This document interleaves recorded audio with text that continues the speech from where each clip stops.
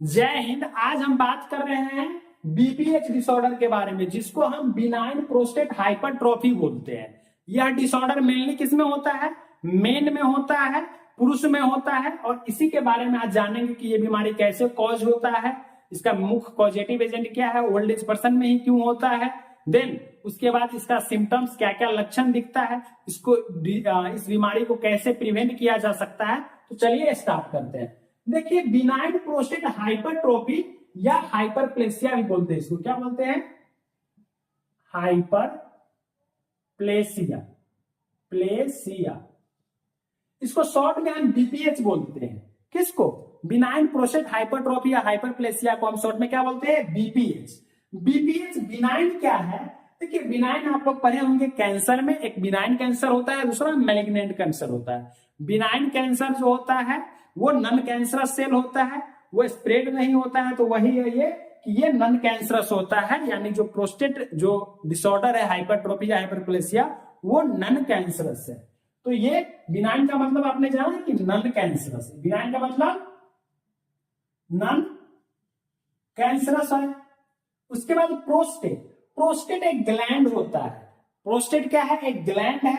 Hypertrophy, hypertrophy यानी increase in individual, जो size है सेल का वो इंक्रीज करना, इंडिविजुअल सेल इंक्रीज कर जाता है, लेकिन इसमें नंबर ऑफ सेल इंक्रीज करता है। यानी कि हाइपरट्रोफी में क्या होगा, ये छोटा सेल है तो ये बड़ा सेल बन जाएगा। लेकिन हाइपरप्लेसिया में अगर एक सेल है तो ये बहुत सारे सेल का फॉर्मेशन कर देगा। तो ये इसमें ऐसा कंडीशन होता है हाइपरप्लेसिया में, लेकिन इसमें एक ही साइज जो है इंक्रीज करता है।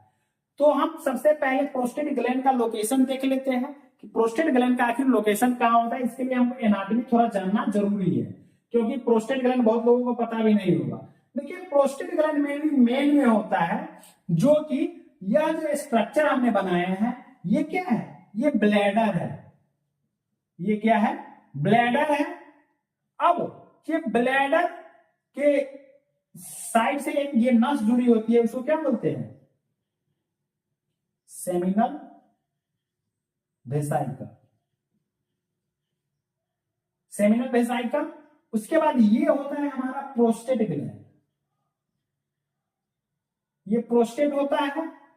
प्रोस्टेट कहां होता है? जस्ट ब्लैडर के नेक के पास होता है। ये ब्लैडर का नेक है जहां से यूरिन आता है, तो उसी के नेक के पास क्या होता है? प्रोस्टेट ग्लैंड होता है, जो दोनों साइड से होता है। किसके? यूरेथ्रा के दोनों साइड से। इसको बोलते हैं क्या? यूरेथ्रा। इसको बोलते हैं यूरेथ्रा। ये हमारा रेक्टम है, उसी से कनेक्ट है। ये पेनिस है और ये टेस्टिकल है। टेस्टिस, टेस्टिस या टेस्टिकल। तो ये हमारा एनाटॉमी है। तो आपको पता चल गया कि ब्लैडर जो है, ब्लैडर के जस्ट नीचे यानी नेक पर कौन प्रेजेंट होता है? प्रोस्टेट ग्लैंड प्रेजेंट होता है। तो उस प्रोस्टेट ग्लैंड का हम डिप्ले स्ट्रक्चर जानेंगे। इसका आप लोग देख लीजिए, नोट डाउन कर लीजिए और समझ लीजिए।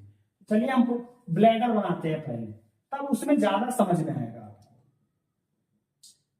ये क्या है? सॉरी,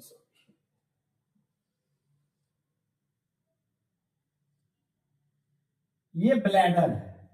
तो ये ब्लैडर के जस्ट यहां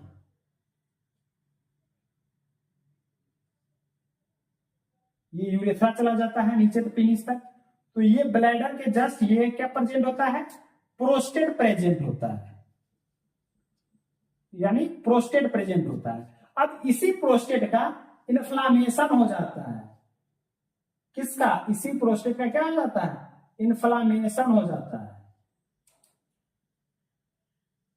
ये समझ लीजिए कि इन्फेक्टेड है।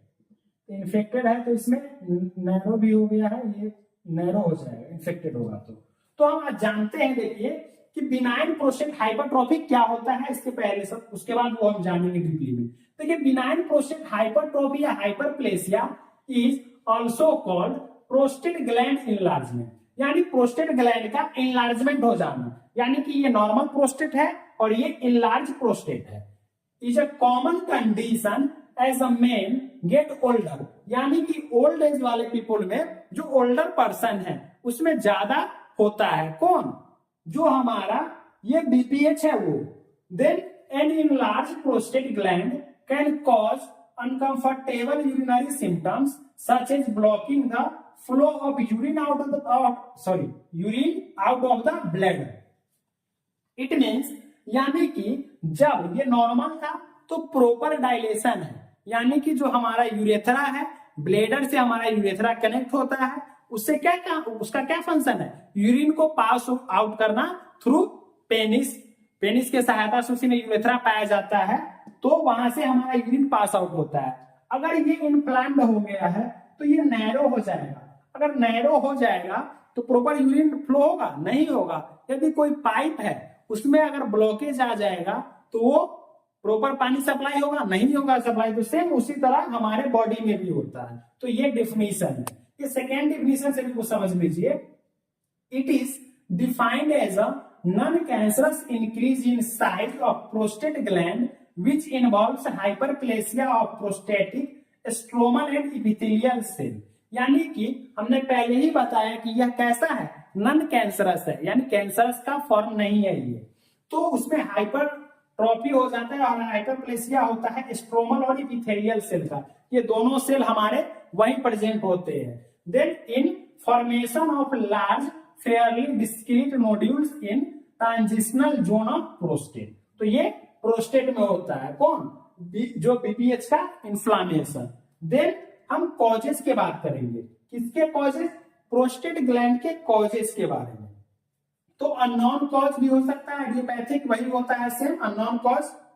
देन हेरिडिटरी हो सकता है, रेस होता है, एजिंग, मेनली इसमें एजिंग कॉज होता है ग्रेटर देन 50 ईयर्स, यानी 50 साल से ज्यादा व्यक्ति जो है, 50 साल से ज्यादा उम्र होता है तो उसमें क्या होता है, टेस्टोस्टेरोन लेवल क्या हो जाता है, कम होने लगता है।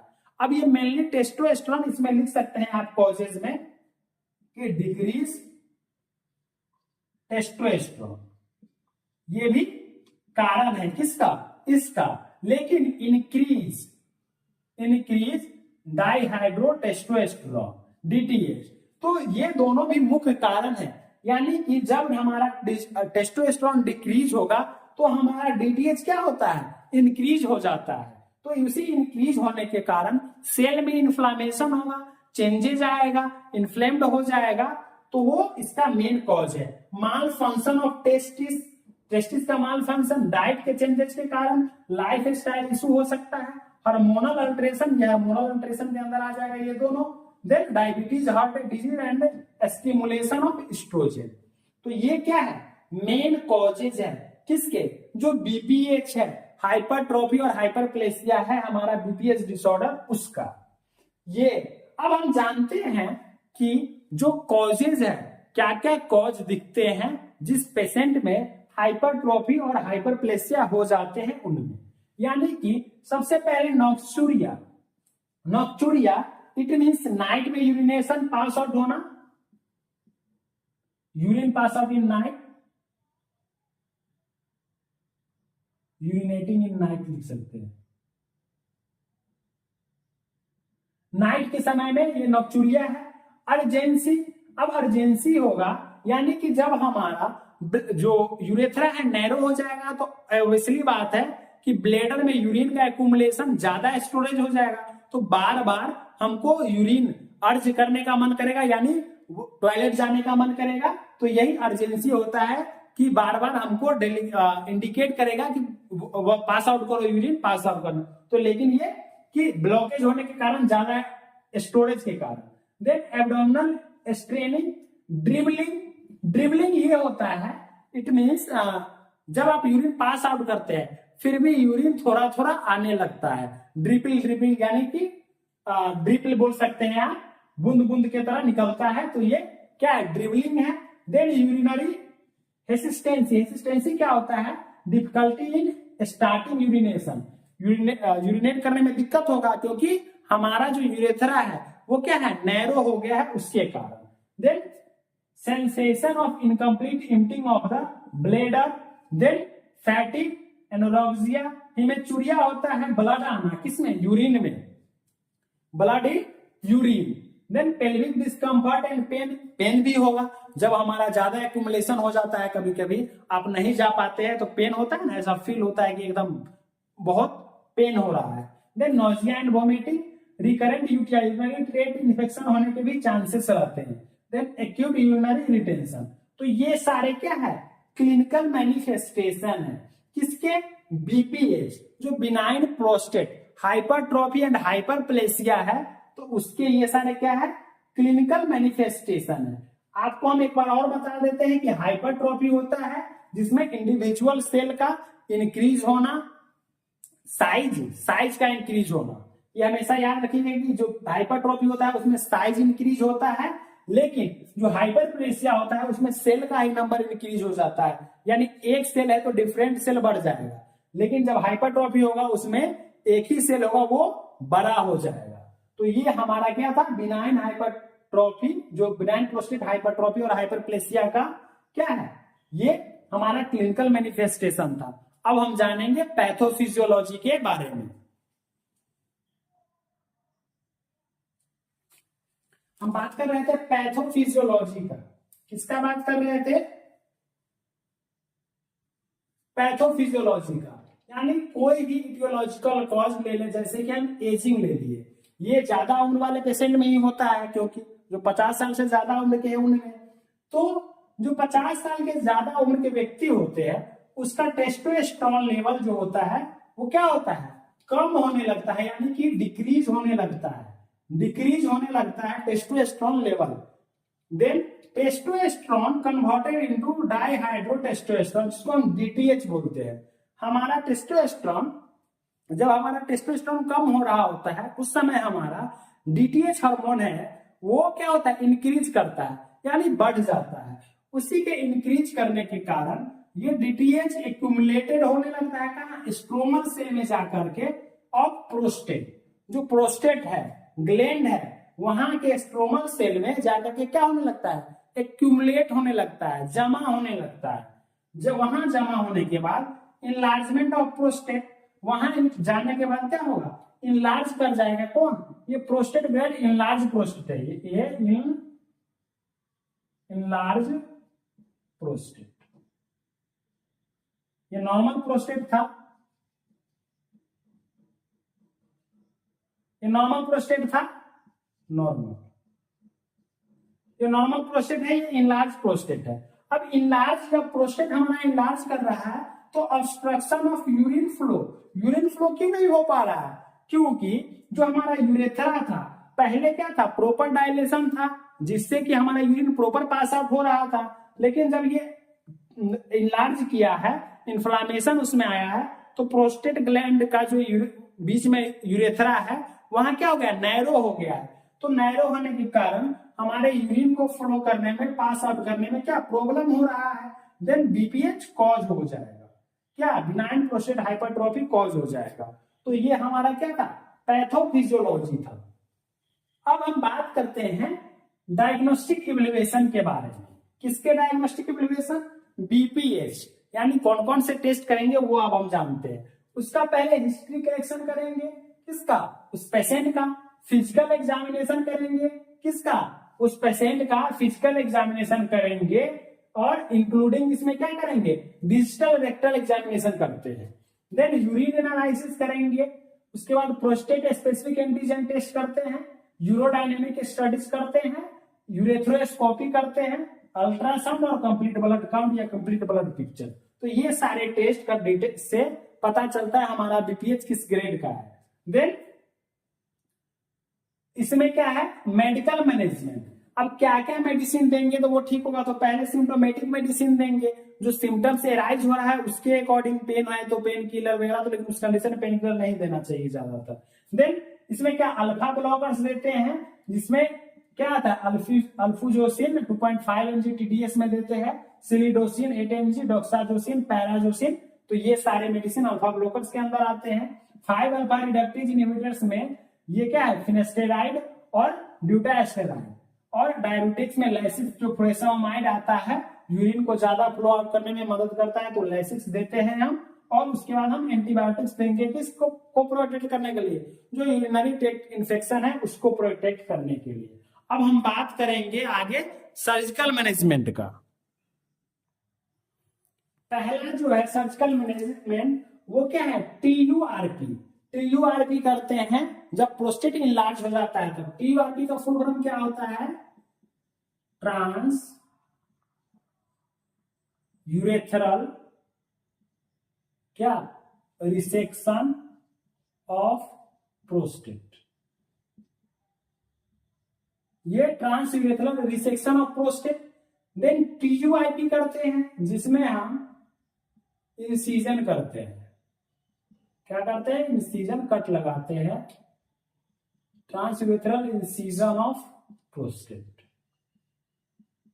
उसमें डिवाइड करते हैं ये प्रोस्टेट। तो ये हमारा क्या है, दो सर्जिकल ये प्रोसीजर है, TURP एंड TUIP।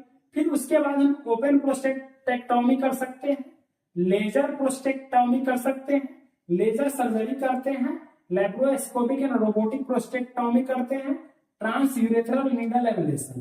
तो ये सारे सर्जरी करके जो हम प्रोस्टेट ग्लैंड से छुटकारा पाते हैं, यानी उसको प्रिवेंट करने के लिए हम सर्जिकल मैनेजमेंट, जब ज्यादा सीवियर हो जाता है, जब हमारा मेडिकल से कंप्लीट नहीं हो पाएगा वो डिसऑर्डर, तो हम सर्जरी करवा लेते हैं, उसको इंसीजन के थ्रू कट करवा के हटवा देते हैं, या फिर क्या करते हैं उसको रिसेक्शन कर देते हैं।